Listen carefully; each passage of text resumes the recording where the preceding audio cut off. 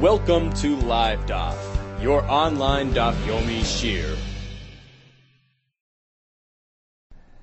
Shalom, welcome back to today's Daf, which is Eruvin Tzadik Beis.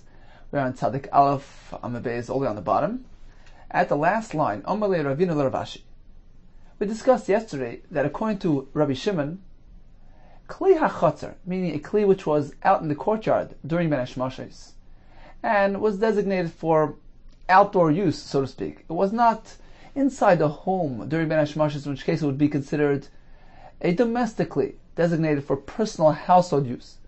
So if it's a Kli HaChatzer, that outdoor Kli can be transferred throughout the Chatzeris, even from one Chatzer to the other without an Eruv Chatzeris, because it's not been designated for personal, intimate use, and therefore there's no concern of Shinu Rishus.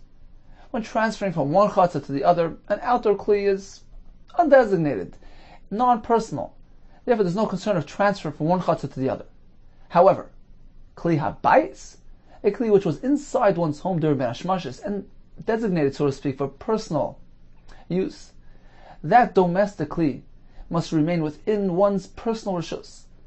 It can go out to your Chatzer if you have an Eruv, but it can't go over to the next Chatzer without an Eruv Chatzeris. The Gemara brought a machlokes between Rav, who says that the halacha is like Reb Shimon, but this only applies when there's no concern of the domestic kelim, the klei habayis, being present in the chatzer, because otherwise there's a concern that perhaps just as you're going to transfer your klei chatzer next door, you'll inadvertently transfer also the klei habayis to the chatzer next door, which you can't. Therefore, Rav says, in a case where the people of this chatzer established an Eruv Chatzeris, which allows them to transfer their Klei HaBayis out to their Chatzer, in which case Klei HaBayis are present in their Chatzer, we don't follow this heter. We don't allow transferring freely from one Chatzer to the other, because inadvertently he might transfer also the Klei HaBayis to the Chatzer next door. So the halacha of Reb Shimon only applies to a case of loy irvu, when the people of the Chatzer did not join together in Eruv, and therefore there are no Klei HaBayis to be found in their Chatzer. They're not allowed to transfer their personal belongings out to the Chatzer. So since there are no Klei HaBayis in the Chatzer, this concern doesn't apply, and you could transfer the Klei HaChatzer from your Chatzer to the Chatzer next door. That's Shitas Rav, whereas Rabbi Yehuda says whether or not there was an Eruv in this Chatzer, whether or not there are Klei HaBayis to be found in the Chatzer, this same halacha would apply. You can transfer the outdoor kelim, the Klei HaChatzer, to the Chatzer next door, and according to Reb Shimon, there's no concern that you'll inadvertently carry along the Klei HaBayis to the Chatzer next door as well. That was Shitas Rabbi Yehuda. Says the Gemara on the bottom line, Amalei Ravina L'Ravashi. Mi Amar Rabbi Yehuda Hachi? Is that so? The Rabbi Yehuda said that the halacha is like Reb Shimon, whether or not there was an Eruv in this Chatzer. Ve'amar Rabbi Yehuda, did Rabbi Yehuda tell us, halacha k'stam Mishnah? The halacha is like a stam Mishnah, meaning whenever we have a Mishnah without a name, the halacha follows that shita. Rashi in the beginning of Maseches Beis explains that when Rabbi HaKadosh compiled the Mishnayos, sometimes he would leave a halacha without attributing it to a name. The reason for that would be that so that it becomes accepted upon all. And it wasn't just his own decision; it was together with the other Chachamim, as the Rishonim explain. So when they conclude that this halacha is meant to be followed, it was recorded without a name, to give the impression that it was a shita which was instructed by the Rabbin, not just an individual opinion. So Rabbi Yehuda tells us we're meant to follow a Stam Mishnah.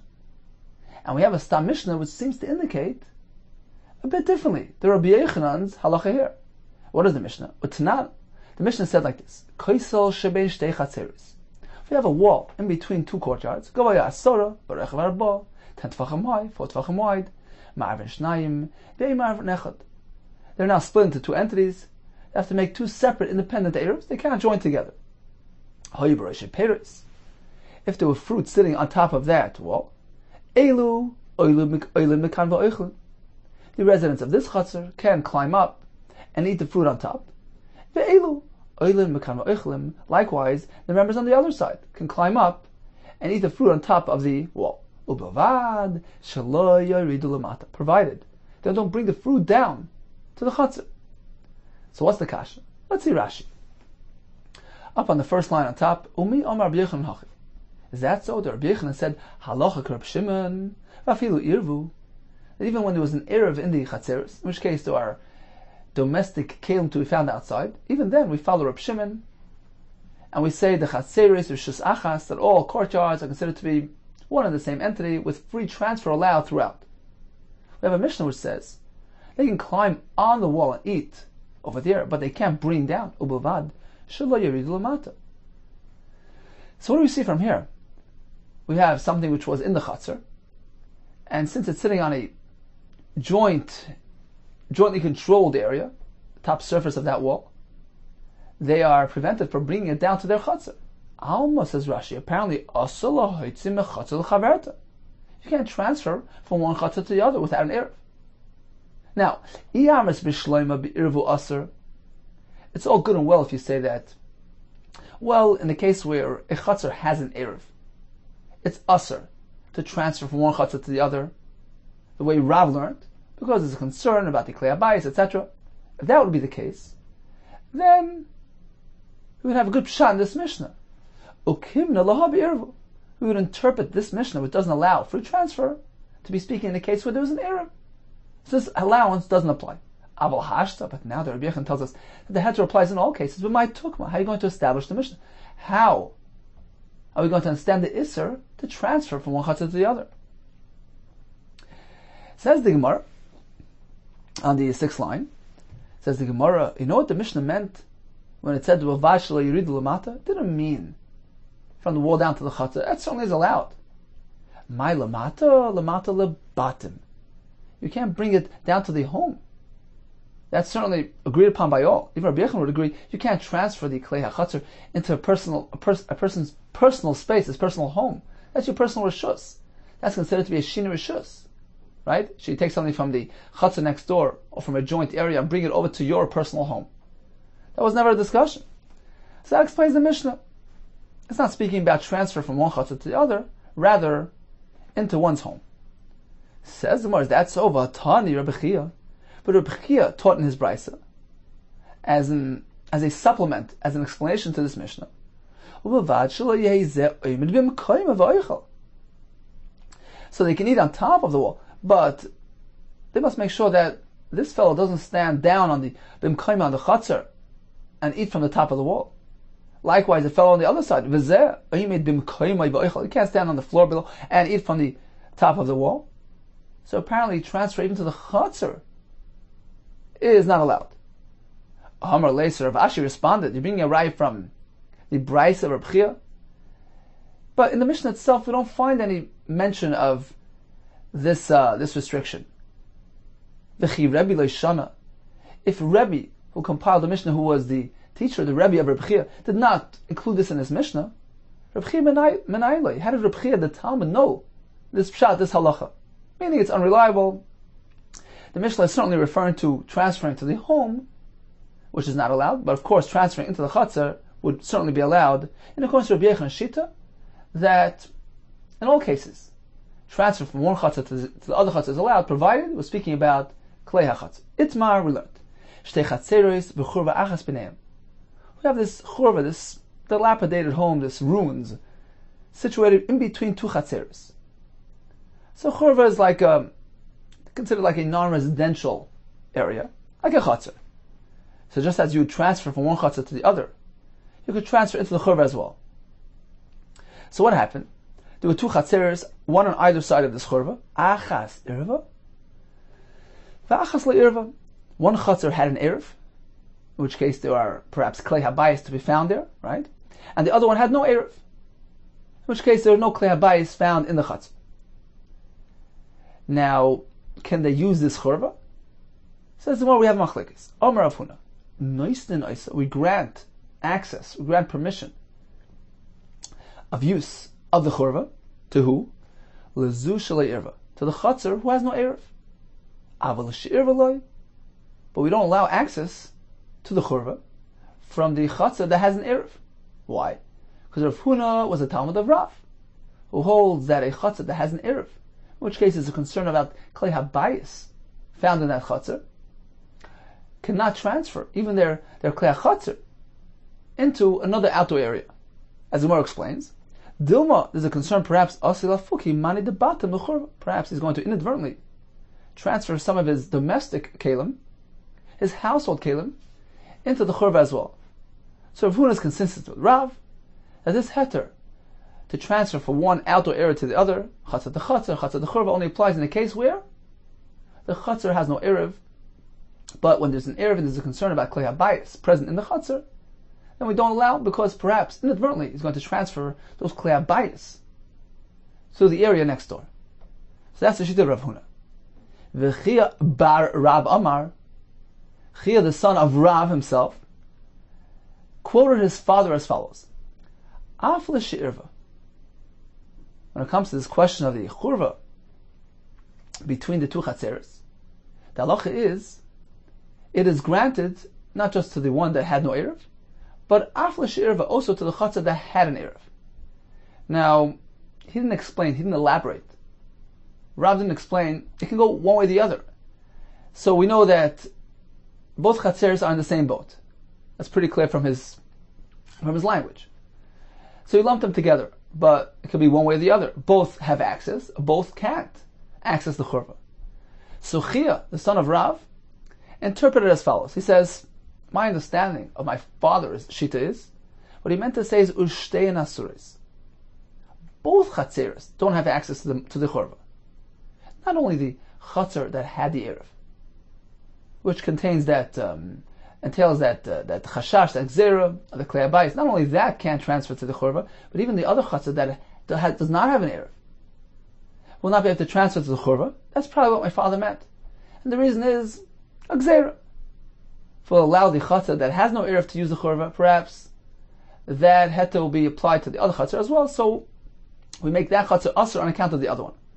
So both are not allowed to use the churva. That seems to be the correct interpretation of my father's words.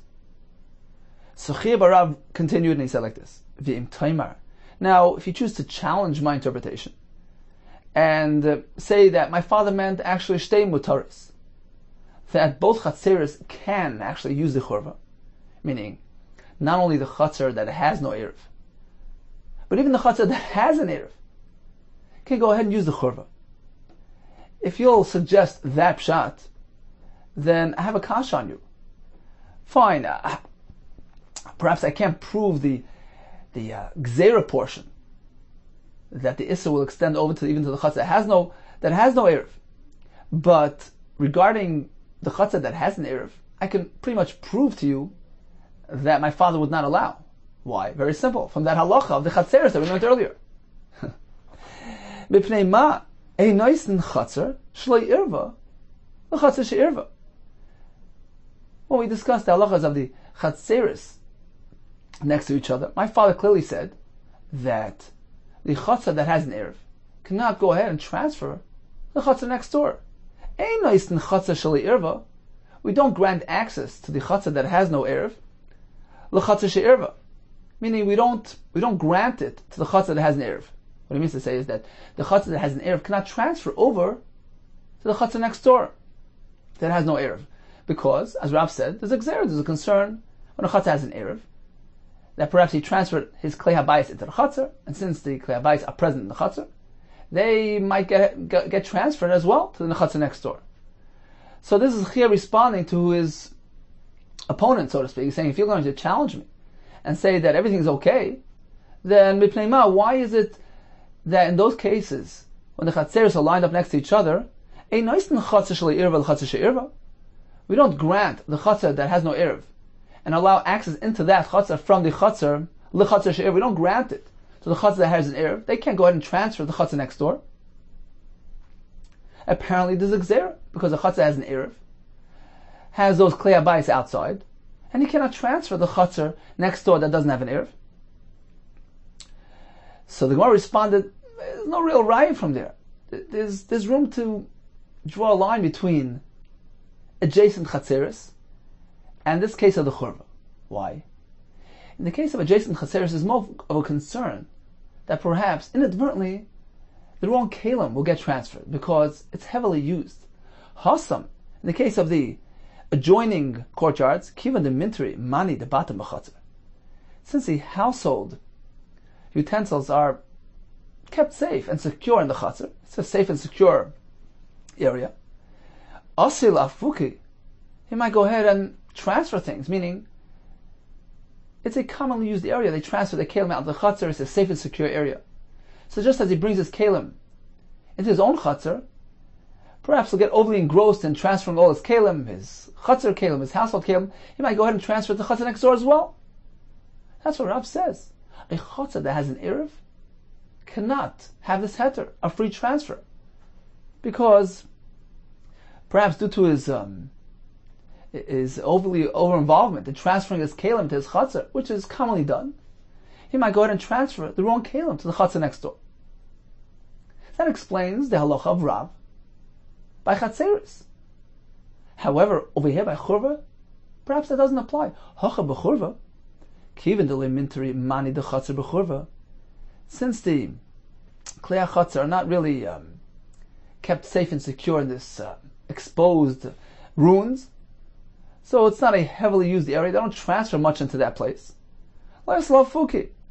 So he's not going to be overly involved in bringing kelim over here, and there's not really a concern that he's going to inadvertently bring along his household kelim to the churva next door. So this is the Gemara's response to Chia, the son of Rav, who was trying to prove from his father's shita by chatzeris that just as over there, the chatzar that has an eruv cannot rely on the heter, a free transfer to the chatzar next door, for concern that he might transfer the klei habayis. He wanted to bring a raya from there to churva as well. And the Gemara said, there's room for distinction. A place which contains kelim on a regular basis, it's a safe and secure area. So perhaps, while transferring his kelim, he might inadvertently transfer the wrong kli to the wrong place, as opposed to churva, which is not a commonly used area. It's not a safe and secure place to put kelim. So his concern is diminished, and perhaps, based on that, there will be no reason to restrict anything. And this churva, which is situated between two chatzeres, perhaps both chatzeres, whether the one that has an eruv, or the one that doesn't have an eruv, can go both transfer their klei chatzar into the churva, even according to Rav. Ikadamr, there's another version, Chia barav Amar, that Chia barav said as follows. He quoted his father once again, who said, Aflish irva, regarding the question of who gets access to the churva. It is granted to the chatzar shalei irva, and also to the chatzar she'irva. So he bunched them together, but didn't elaborate. We can interpret it one way or the other. So both chatzeres have the same halacha. Are they both mutter or both asr? He left it up in the air. And Chia barav followed through by saying, you know what, I actually think he meant lekula. So according to this version of the Gemara, Chia barav interpreted it leniently. Ushtein mutaris. They're both allowed to access this churva. Meaning not only the chatzar that has no eruv, but even the chatzar that has an eruv can access to the churva. And Chia barav continued, Vim Toimar, if you'll challenge me and say, no, Shtein Asuras, they're both Asur. Meaning, not only is the chatzar that has an eruv Asur to use it for concern of the klei habayis that are perhaps found in that chatzar, but even the other chatzar is Asur because of Exer, like we said earlier. We're concerned about one on account of the other. If you allow this, they'll allow this. So both are lumped together, and Rav meant that both are Asur. Perhaps that's what Rav meant. This is all Chia Rav speaking. If you'll challenge me and say, my father meant both are Asur, well, I'll respond to you by saying like this. Actually, you'll say both are Asur. Why? What's going to be your raya? You're going to prove it to me. At least one of those elements you can prove. You can prove that the chatzar that has an eruv is not allowed to transfer due to the fact that there's a concern about the klei habayis found there, which might be transferred inadvertently. If that's going to be a proof,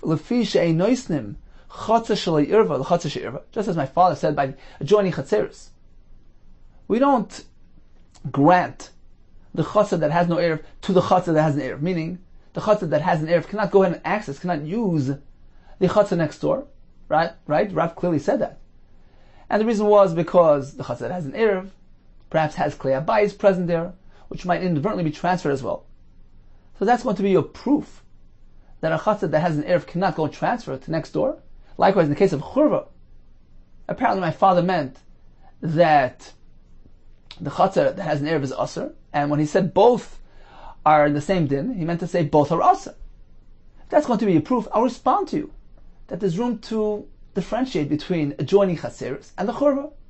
And this is the very svara the Gemara said earlier, but actually here Chiba Rav himself is saying it. No, I'll say there's room to differentiate. Hasam, in the case of the adjoining chatzeros, yeah, there's room for concern because he's overly engaged in transferring kalim, given the minteri mani the batam b'chatzar, since the household kalim are safe and secure in the chatzar. Leisharu b'rabbanan, Chachamim do not allow transferring from one chatzar to the other when this chatzar has an erev, and perhaps contains the klei habayis, because it's a safe area where the klei habayis are transferred to. The asila fuki, because he might go ahead and inadvertently transfer the wrong kalim to the chatzar next door. That explains why my father did not allow by the chatzar she'irva to transfer to the other chatzar. Chatzeros are safe areas. So when he transfers things from his house to the chatzar, from his chatzar to the chatzar next door, which is also a safe area, inadvertently he might bring the wrong kli. Aval b'chur v'lemintri, as opposed to a ruins. Kalim are not safe and secure in this area, so it's not a place where you generally bring kalim to. So it's only limited use, and since he's not overly involved in transporting kalim, that concern is diminished, and perhaps my father did allow use of this churva, not only to the chatzar that has no erev, but even to the chatzar that has an erev, who perhaps has klei habayis in his chatzar. They too can use the churva because it's limited use, and this concern of inadvertently mixing things up will not apply. So in conclusion, regarding being metaltal, the klei hachatzar, meaning the klei that was present in the chatzar during Ben Hashmashes, and was designated as an outdoor klei, regarding transferring that without an erev from one chatzar to the other, according to Rav, it depends. If you're taking from a chatzar that has an erev, then it's aser. For concern that the klei habayis that are present in that chatzar will perhaps be transferred to the chatzar next door. But a chatzar that has no erev certainly can go ahead and transfer to the chatzar next door due to the fact that there's no klei habayis present in that chatzar. Contra Rabbi Yechanan, whether erev or erev, this concern doesn't apply. You could transfer from one chatzar to the other. What about transferring from a chatzar to a churva? According to Rav Huna, who is following the shita of Rav, well, the chatzar that has an erev, in which case klei habayis are present, cannot use the churva for concern that he might transfer the household kalim as well. A chatzar that has no erev can transfer to the churva. Regarding Chiyah bar Rav, we have two versions in the Gemara. According to the first approach, he contended that his father's shita was both chatzeros can't transfer to the churva, whether the chatzar that has an erev or even the other chatzar, due to a gzera. If you allow one, perhaps the heter will be applied to the other one. So both are asr.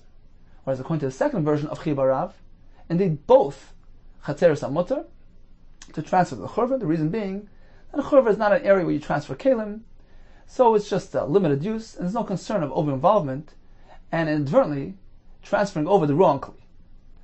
Continues the Mishnah. Gag gadol samach lekatan. Suppose you have a large-sized rooftop adjoining a small-sized rooftop.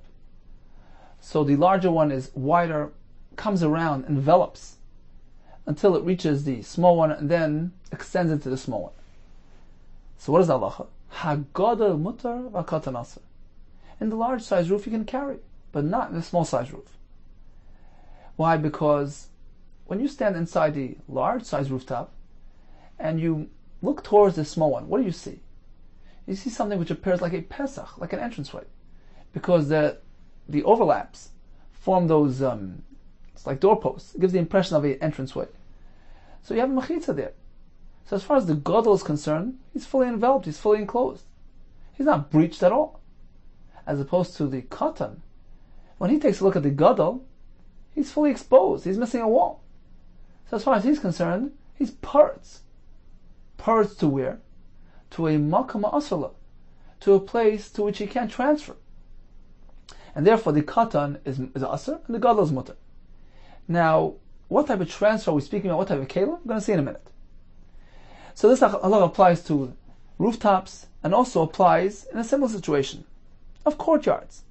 Says the Mishnah, Chotzer Gedola Shnifetz L'Ktana, a large-sized courtyard which is completely open to a small courtyard next door. The same type of configuration. The larger Chotzer is wider in size than the smaller one. So the point where they meet, as far as the Gdoila, is merely considered like an entranceway because he overlaps on both sides. So it's considered to be a Pesach, and the Chotzer Gdoila is unaffected. As opposed to the Ktana, which is totally breached to the Gdoila. When he stands inside his courtyard and he looks towards the Gadol, he doesn't see any overlap, he doesn't see any entranceway. He's completely exposed to the Chotzer Gdoila.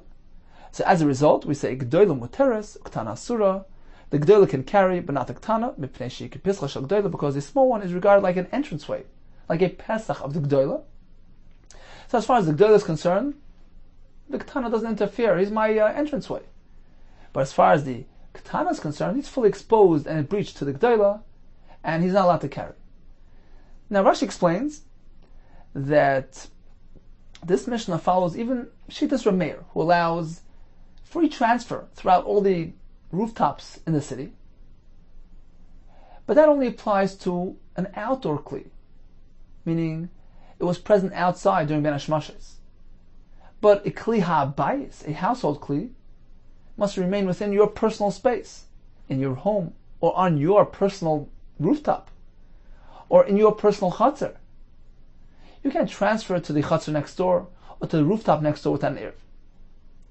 So that's what the Mishnah is speaking about. Even according to Rabbi Meir, if you'd like to take your household items up to your rooftop, or into your chutzner, so the chutzner Gdoila can do that, or the Gag Gadol can do that, because it's considered to be a contained area, fully enclosed. It's considered to be your personal space, which is contained and enclosed with mechitzis, as opposed to the small size rooftop or the small size chutzner, which is nifrat l'makam asala. It's exposed, it's breached and open to a place to which it can't transfer his house, his household items, his household goods. So since he's open to an area to which he can't transfer those items, he's considered to be unenclosed, fully exposed, like a karmelis. Therefore, he can't go ahead and carry his klei habayis in his gag or in his chutz. So the Mishnah cited two examples, rooftops and courtyards. It says the Gemara, lo meli lemisni tarti. Why the repetition? Why do we need to apply the halacha by rooftops and courtyards, which seem to be one and the same concept? Lo meli lemisni tarti, says the Gemara. Well, the answer is like this. You may remember that there was machlokes between Rav and Shmuel in the beginning of the parak regarding the halacha of good asik. Halacha Meshmer Sinai, we take the mechitza, which separates down below, and we have it rise further up. Because once it separates the area below, it's considered as though it's separating everything all the way up to the sky. But there was machlokes. Shmuel said, you can apply this concept even to mechitzas she'eina nikaros, even mechitzas which are not necessarily visible while standing on top. Whereas Rav maintained that only a mechitza which is visible from your position up above can be utilized and applied to the territory up above. So for instance, two examples. If you have a home surrounded with mechitzas, those exterior household mechitzas can rise above and create an enclosure for the roof as well. But according to Rav, you can't have the roof hang over those mechitzas, meaning if there's an overhang, if you don't see those mechitzas while standing on the roof, when you peer downward, what do you see? You see the overhang, you don't see the mechitzas, the exterior mechitzas of the home, then those are mechitzas she'ein nikaros and can't rise upward to enclose the rooftop. According to Shmuel, it can. Another application was, if you have two rooftops next to each other, so those two homes actually have a mechitza in between them, but that mechitza is not visible from your position up on the roof. It's covered by the roof, which overshadows everything. So according to Shmuel, we say good asik there as well. Just as the homes are detached via that mechitza, the rooftops as well, they can utilize that mechitza from down below. So even if it's not nikra above, it can be extended upward. But according to Rav, since it's not visible from the rooftop, it can't be used. So getting back to our question, why does Mishnah cite two examples of a similar halacha, two rooftops, two chatzeros, lo meli mishnah tarti? Says the Gemara, it's meant to prove a point. Rav will prove his point, his shita from the Mishnah, and Shmuel will prove his point. L'Rav, according to Rav, Ketani Gag Dumi the Chatzar. The Mishnah was trying to highlight that the rooftop was constructed similar to the Chatzar, meaning Ma Chatzar Minkur Mechitzasa.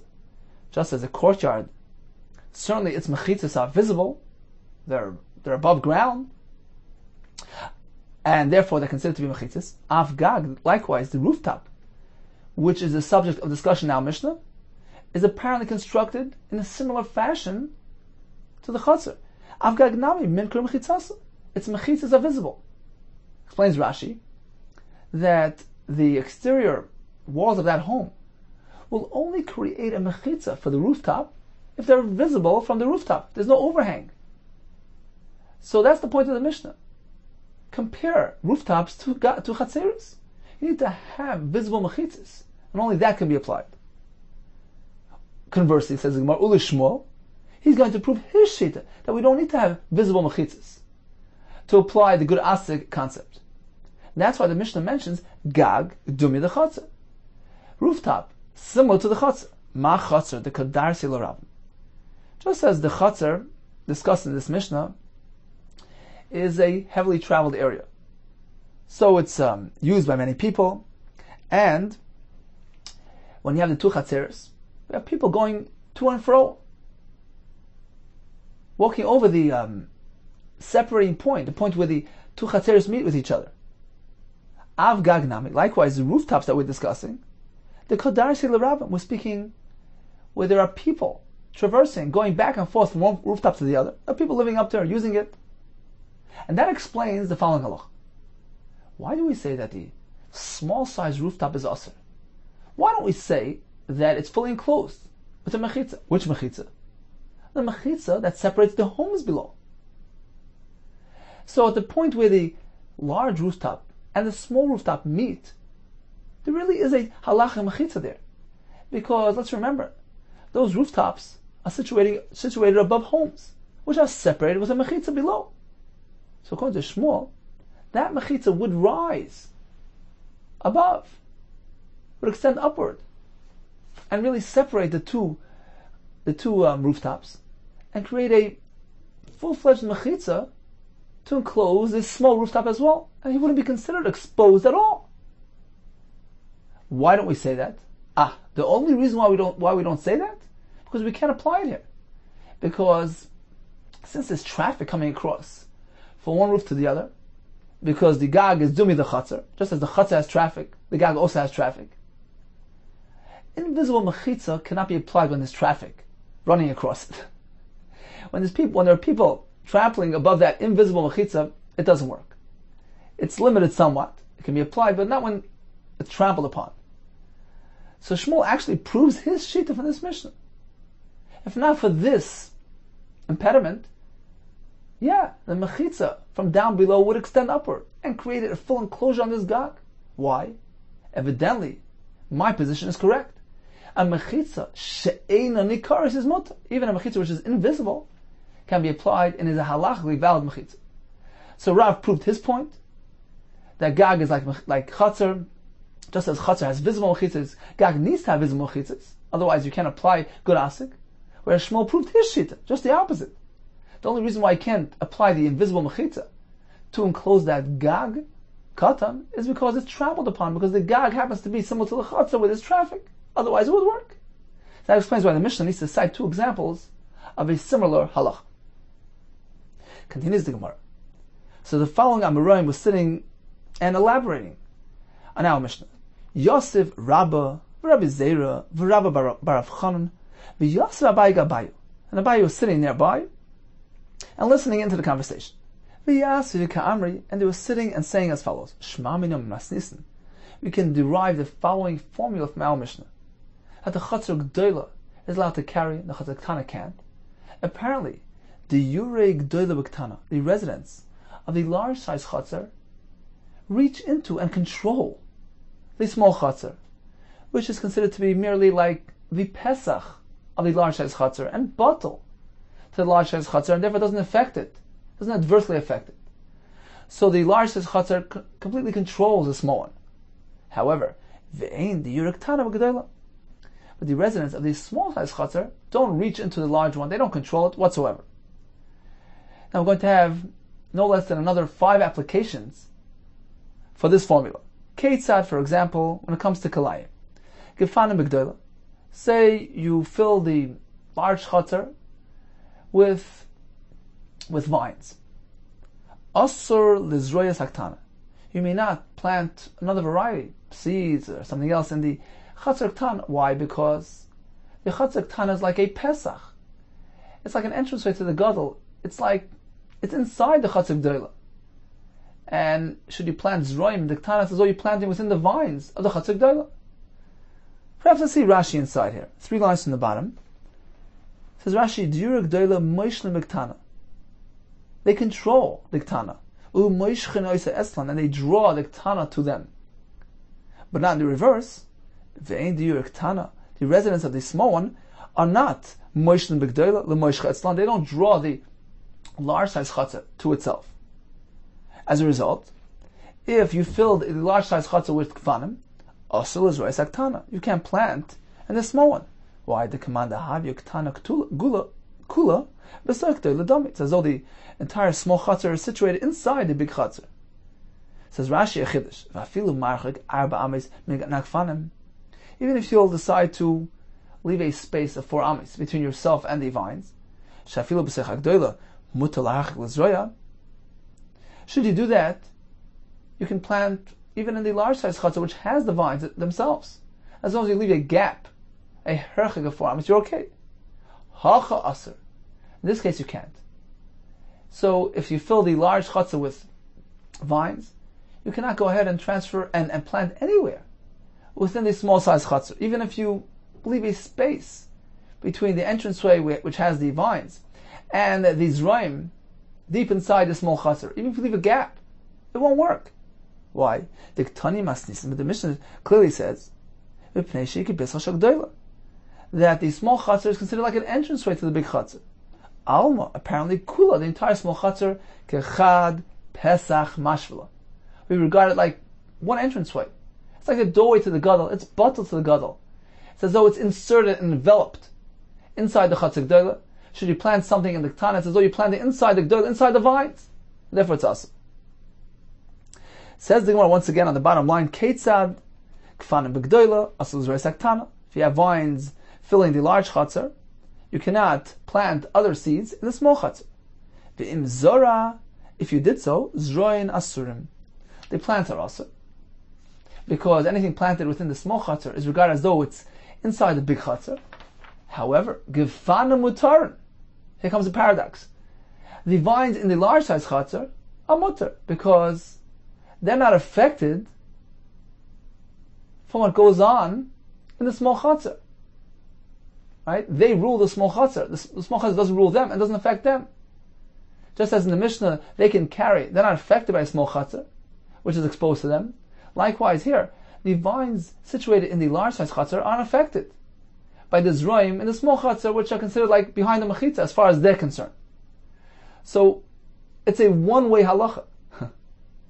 As far as the zroim found in the small chatzar, they're considered to be entangled with the vines in the large chatzar because the small chatzar is not its own entity. It's considered as though it's inserted and found inside the large chatzar. However, the kfanim found in the large size chatzar are unaffected, completely detached from the ongoings in the small chatzar. So that's based on the concept that the large chatzar controls the small chatzar, but not in the reverse. Therefore, in the reverse case, kfanim b'ktana, they have vines planted in the small chatzar, which won't affect the large chatzar. Mutal is rois hagdola. You can go ahead and plant zroim in the gdola, which is considered to be a separate entity and unaffected by the vines in the ktana. Likewise, another case, isha b'gdola. If an isha is found in the chatzar gdola and her husband wants to give her a get and give it to her through the kinyan chatzar, a person can acquire an object which is present in his property, in his chatzar. Rashi says, we're following the view that holds that this only works provided that he is actually present together with the item in the same chatzar. So let's say the Isha owns this property. She owns a Chatzar Gdoila, she owns a Chatzar Tana next door, and she's actually physically present in the Chatzar Gdoila, Isha B'Gdoila, the get B'Tana. However, the get was placed in the Chatzar Tana next door. Miskareshes. It's going to work. She'll get divorced. Why? Because she, being in the Chatzar Gdoila, controls what goes on in the Tana, draws the get over to her, and it is found together with her in the same Chatzar. However, in the reverse, it won't work. Isha B'Tana, she's in the small Chatzar, the get B'Gdoila, and the get is in the large size Chatzar, Eina Miskareshes. She won't be Nisgarish, because the get is in the large Chatzar, which controls the small one. But she's in the small one, and she can't control what's going on in the large one, so she doesn't have the get with her. Likewise, Tzibur B'Gdoila, Ushtech Tzibur B'Tana. What if the Tzibur is sitting in the Chatzar Gdoila, and the Shliach Tzibur, who wants to be mighty them with the Tefillah, is present in the small Chatzar? Yoitzin Yidei Chavasan. They'll be Yoitzin, because they draw him over to them. However, in the reverse, it won't work. Tzibur B'Tana. Let's say the crowd is sitting in the small size room, Ushtech Tzibur B'Gdoila, and the Chazan is sitting in the Gdoila. Ein Yoitzin Yidei Chavasan. They're not Yoitzin, because they can't draw him over to the Gtana. Another halacha, Tisha B'Gdoila. If you have 9 people in the Gdoila, V'Yachad B'Tana, and the 10th man is in the small Chatzar, Mitzdarfen. They'll connect, because they draw him over towards them. However, Tisha B'Tana, V'Echad B'Gdoila, the 9 in the small one, and the 10th man is sitting in the large size room, Ein Mitzdarfen. They won't connect, because since they're in the small size room, they can't bring him over to them. One halacha, Tzoya B'Tana. If you have this human waste sitting in the Gdoila, Asa Likrois Kriyashma B'Tana. You cannot read Kriyashma in this small room, because the Tzoya sitting in the Gdoila will affect what goes on in the Ktana and make it Asr to read Kriyashma there. In the reverse, it'll be okay. Tzoya B'Ktana, and you're in the Gdoila, Muta Likrois Kriyashma B'Gdoila, because you're unaffected, you're detached from the Ktana, therefore you can read Kriyashma. So you have 6 applications of this concept. Amar Lu Abaye. So Abaye heard him out and responded. He said, look, according to this formula, it's going to seem that a peculiar phenomenon will become produced from this. Meaning, Im Kain, according to this, Motzinu Mechitza Le'isr. It turns out that you can create a mechitza which will result in making something asa, which is something strange. A mechitza is meant to perform in a positive capacity. It's meant to create, to enclose. According to your formula, we find a case where mechitza will actually make things worse. So he's referring back to the case of the kilayim. Right, so let's say you have one huge area. We discussed this earlier. As long as you leave a gap of 4 ames between yourself and the vines, you're perfectly fine to plant there. So the fact that there's a pesach between the Gdoila and the Tana, those overlaps, those mechitzas, you've now created a situation where the entire Tana, regardless of how far away from the vines you are, the entire Tana is asr for planting. So it turns out that the mechitzas actually created isser, which is something strange. It turns out that the mechitza will produce an isser.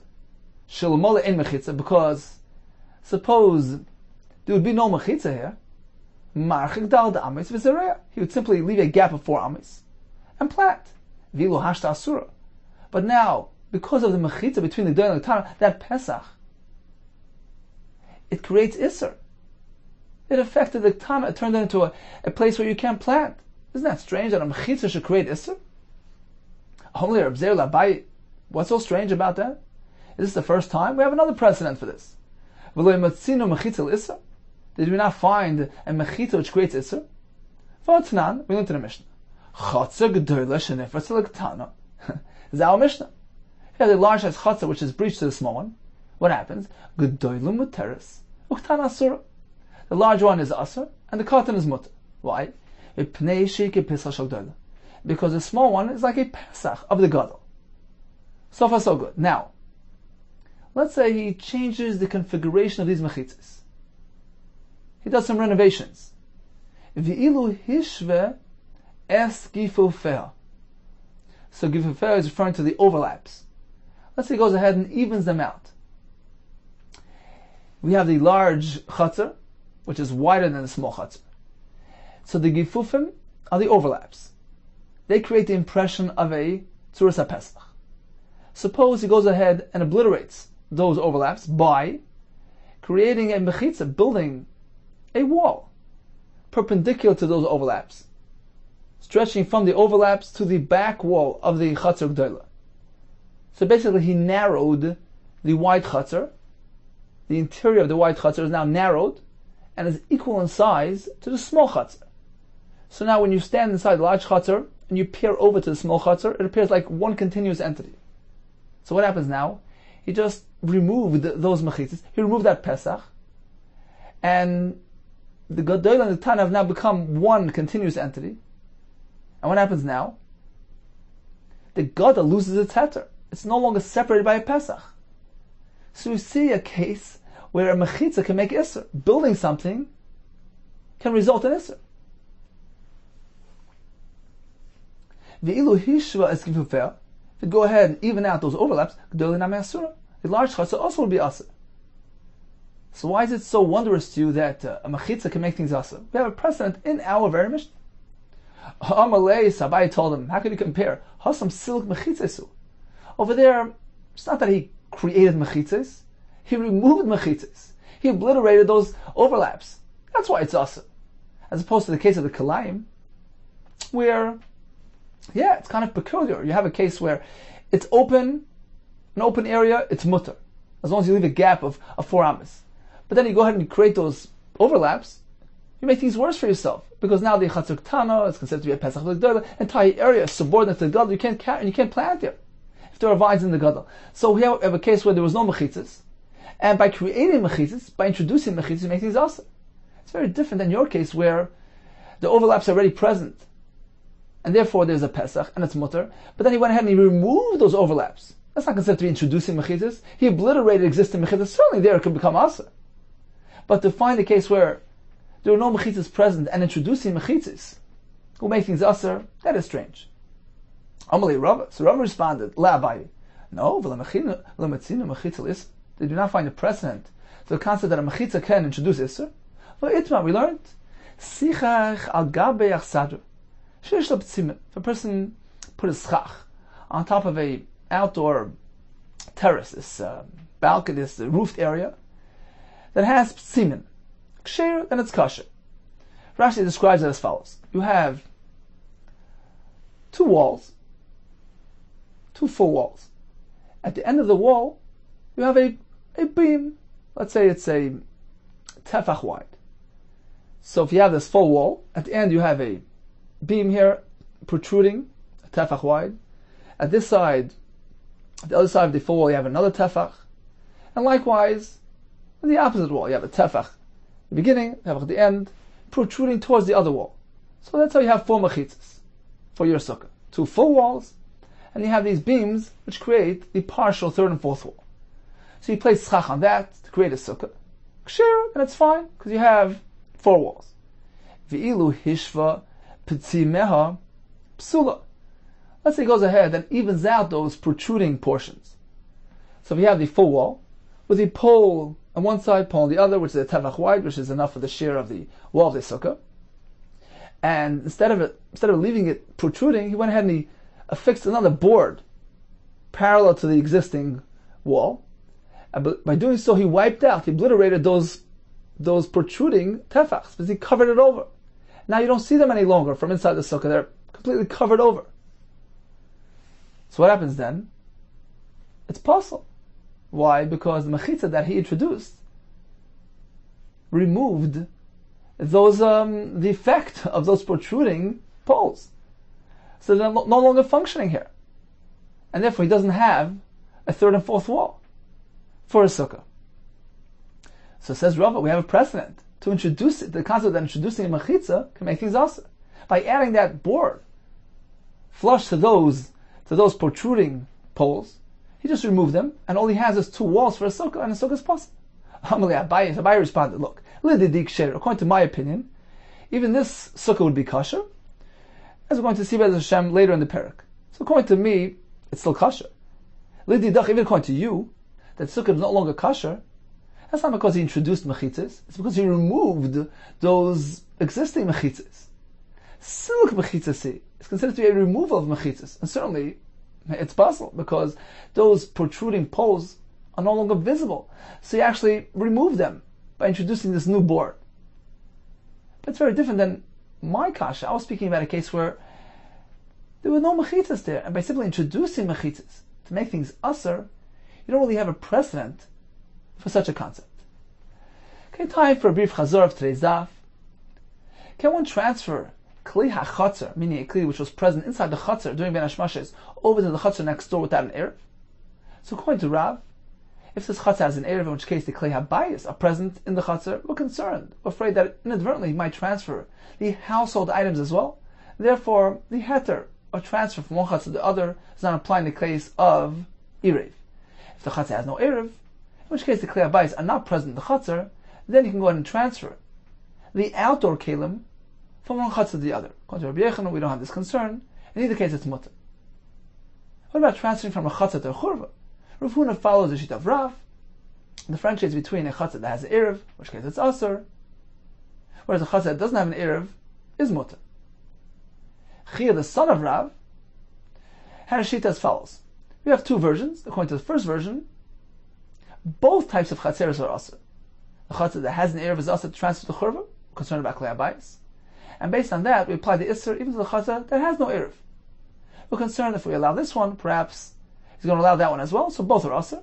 According to the second version of Chiva Rav, in both cases it's mutter.